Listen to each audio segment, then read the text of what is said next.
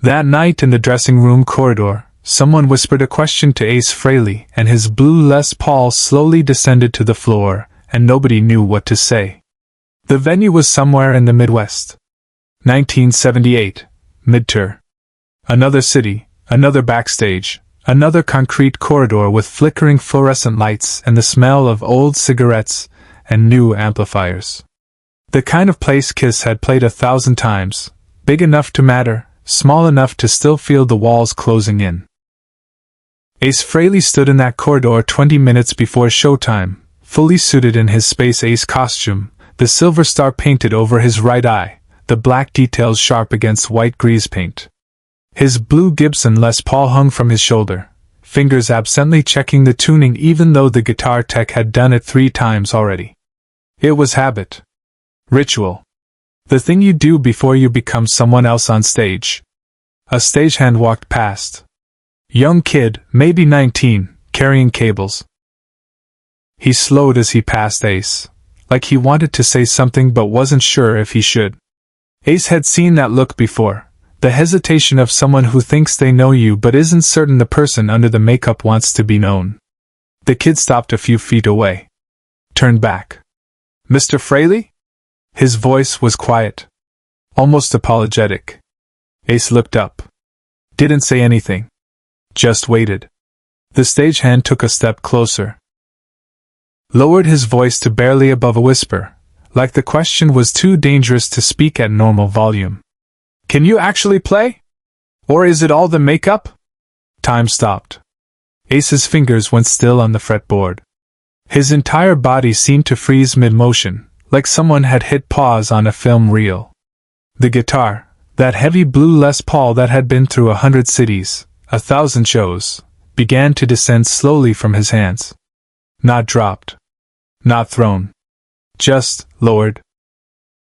With the kind of careful precision that comes from shock so complete you move on autopilot. The guitar came to rest gently on the floor, leaning against the concrete wall. Ace's hands hung at his sides. His face, what you could see beneath the makeup, showed nothing. No anger. No hurt. Just a blank, processing stillness. The stagehand's confidence evaporated instantly. I didn't mean. People say. Ace stood there. Silent. The corridors seemed to expand around them, the walls pushing back, the fluorescent lights humming louder in the absence of words. Someone rounded the corner, a crew member carrying a clipboard, saw the scene, and immediately turned around and left. Whatever was happening, he wanted no part of it. Ace didn't defend himself. He never did. To understand what happened next, you need to understand what happened before. Ace Frehley didn't become Space Ace overnight.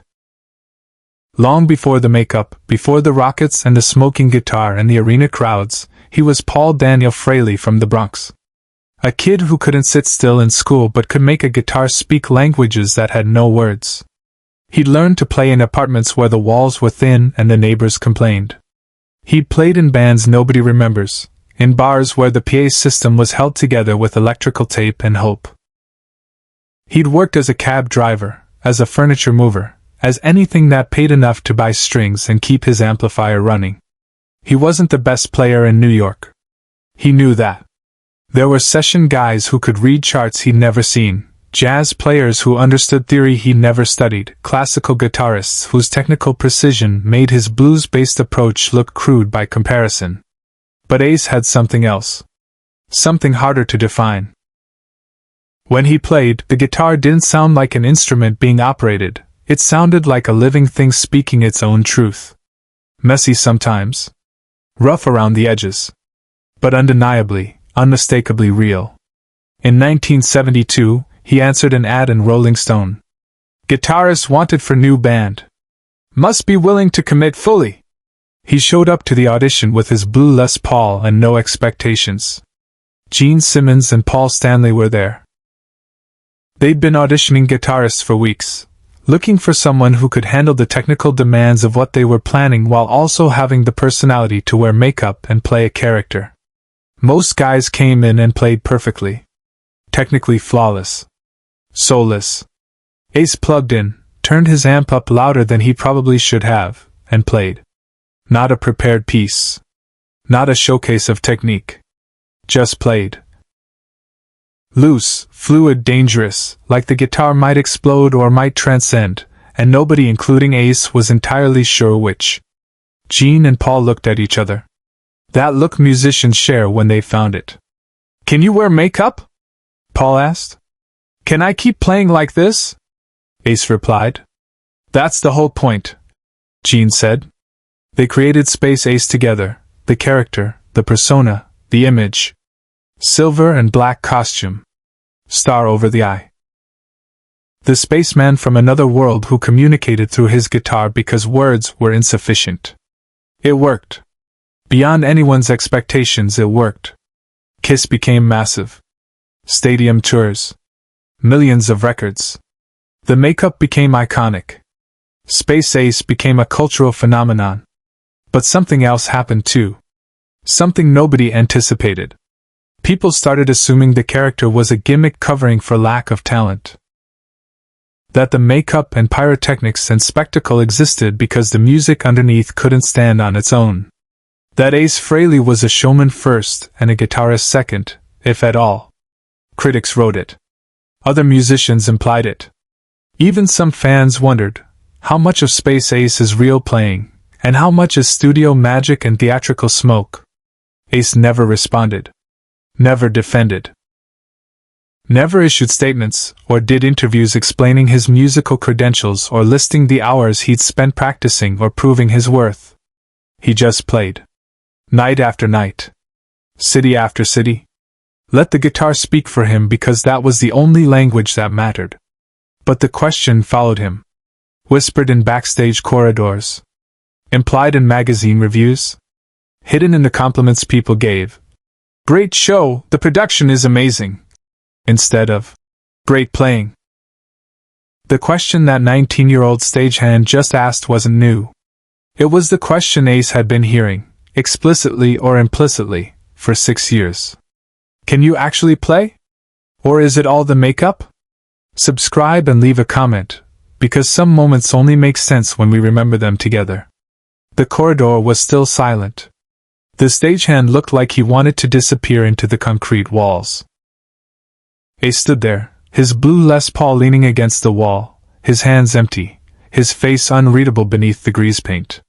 Then Ace spoke. His voice was quiet. Calm. The kind of calm that comes from decision, not emotion. "You got 5 minutes?" The stagehand blinked. "What?" "5 minutes. Before I go on." "You got 5 minutes to sit in the dressing room?" Yeah? I guess. But I should. Come with me." Ace picked up his guitar, carefully, deliberately, and walked down the corridor to his dressing room. The stagehand followed, looking confused and terrified in equal measure. The dressing room was small. Mirrors surrounded by lights. Costumes hanging on a rack. Ace's backup guitars in their cases. A small amplifier in the corner, the kind Ace used for warming up, nothing fancy, just clean tone and honest sound. Ace plugged his Les Paul into that small amp, sat down on a folding chair. Looked at the stagehand. "What's your name?" "Danny." "Danny. You asked if I can play? That's a fair question. You deserve an answer." "Look, man, I'm sorry. I shouldn't have." "No talking," Ace said quietly. "Just listen." Away from the spotlight, Ace made a choice no one expected. He played. No effects. No distortion. No pyrotechnics or smoke machines or backing tracks. Just Ace Frehley and a guitar in a small room with terrible acoustics and a 19-year-old kid who'd asked the wrong question at the wrong time. He started with something slow. A blues progression that sounded older than rock and roll, older than electricity, older than Ace himself. His fingers found notes that shouldn't have worked together but somehow did, creating harmonies that hung in the air like questions waiting for answers. Danny stood against the wall, completely still. Ace's playing wasn't flashy. Wasn't designed to impress. Every note had space around it, room to breathe, room to mean something. His fingers bent strings with the kind of control that comes from 10,000 hours of practice that nobody sees. The vibrato was perfect. The timing was fluid but precise. The tone was clean enough to hear every small imperfection, every human moment. This wasn't Space Ace playing. This was Paul Daniel Frehley from the Bronx showing what lived underneath the costume. He transitioned into something faster. A run that climbed the fretboard with effortless technical precision, each note clear and distinct, no slop, no hiding behind distortion or volume. Danny's eyes widened. This was playing that would make session musicians jealous. Playing that proved years of discipline and natural ability working in harmony. Then Ace did something unexpected. He slowed down again. Found a simple melody, just 5 or 6 notes, nothing complicated, and played it over and over, each repetition slightly different. Same notes, different feeling. Like he was showing Danny that technique without emotion is just arithmetic, but emotion without technique is just noise. The combination of both, that's where music lives. 4 minutes had passed. Ace played for 1 more minute, a piece he'd clearly written himself, something that would never appear on a Kiss record because it was too personal, too quiet, too honest for the spectacle. It was the sound of someone who loved the guitar more than fame, more than image, more than anything people could say about him. When he finished, Ace unplugged the guitar. Set it gently in its stand. Looked at Danny. "Did that answer your question?" Danny's face had gone pale. His hands were shaking slightly. Yes. I'm sorry. I'm so sorry. I didn't know." "Most people don't," Ace said simply. No anger. No accusation. Just statement of fact. They see the makeup. They see the show. They think that's all there is. That's okay. I don't need them to know. I just need to know. He stood up. Checked his makeup in the mirror. Adjusted his costume. "The makeup," Ace said quietly, still looking at his reflection, "isn't hiding anything. It's letting me be more honest than I could be without it." Space Ace can take risks Paul Frehley might be too scared to take. Space Ace can play like the guitar is on fire because he doesn't worry what people think. You understand? Danny nodded, though he looked like he was still processing everything he just witnessed. "Good," Ace said. He picked up his performance guitar, the one with the smoking effects built in, the one that would shoot rockets later in the show. "Now I gotta go play for 20,000 people. You coming?" "Can I?" "Side stage. Stay out of the way. Watch the whole show. Then you tell me if it's all makeup." What followed silenced everyone in the room. The show that night was different. Everyone who was there, crew members, band members, even the audience, though they didn't know why, felt it. Ace played like something had been unlocked. Not louder. Not flashier. Just truer. During his solo spot, when the lights focused on him alone and the other band members left the stage, Ace didn't just shred. He told a story. He played that same blues progression from the dressing room, clean and honest for the first 30 seconds. No effects. Just guitar and amp. 20,000 people went silent. Then he hit the pedal. The distortion kicked in. The rockets fired. Space Ace took flight. But now everyone understood. The showman and the musician weren't two different people. They were the same man choosing when to whisper and when to scream. Danny watched from side stage, tears streaming down his face. After the show, Ace found him.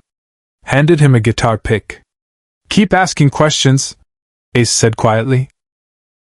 "Just maybe wait for the answer before you decide what you think you know."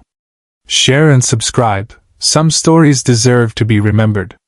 Years later, Danny became a guitar tech for major tours. He kept that pick in his wallet. He never worked for Kiss, but he told the dressing room story to every young musician who assumed image meant absence of substance. The blue Les Paul still exists. It's in a museum now. Next to it, a small placard reads, "The guitar that answered without words." Ace Frehley never spoke publicly about that night. He didn't need to. He'd already said everything that mattered,